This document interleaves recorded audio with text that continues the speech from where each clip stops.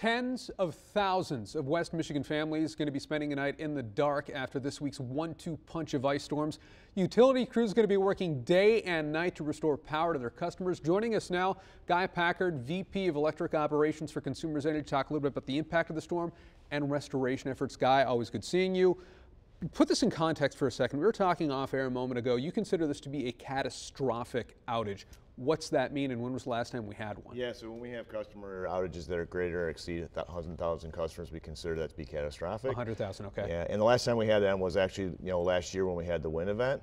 What's different about that wind event was statewide, 100,000. And this is really localized here in West Michigan. Very localized to West Michigan. Right now we're currently standing at about 145,000 customer outages, and majority of those are right here in Kent County, Ionia County, right around the surrounding Grand Rapids area. And if you've managed to dodge this bullet so far and you still have power, don't be surprised if it still goes out again tonight potentially, right? Yeah, if you've been watching the newscast here, you had heard the meteorologist earlier talk about the winds are going to be whipping up, and with the little icing that we had in some areas, even that little ice that's still on there that might not have melted, with those winds kicking in there, in those conductors and tree limbs that might be loose and are going to come down, and we're going to continue to see some continued outages. So still might get worse before it gets better.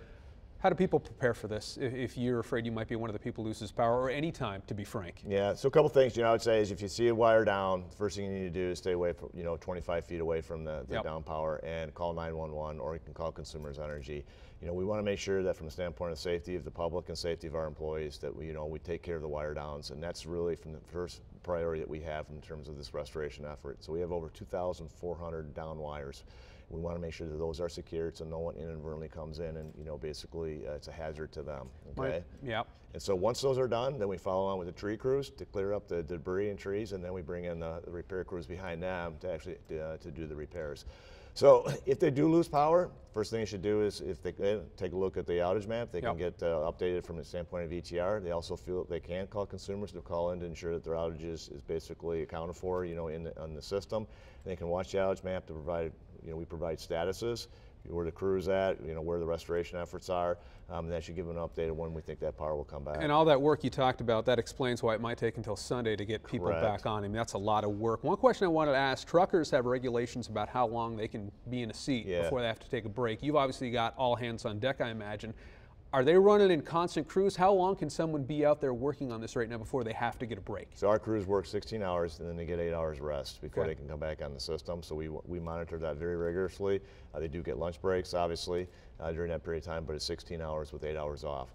What we do is we stagger those crews, so we have enough crews that we're working around the clock for 24 hours. And what we did here this afternoon was we reached out to our partners throughout the Midwest region, in the region, and asked for 200 more crews from a mutual assistance standpoint.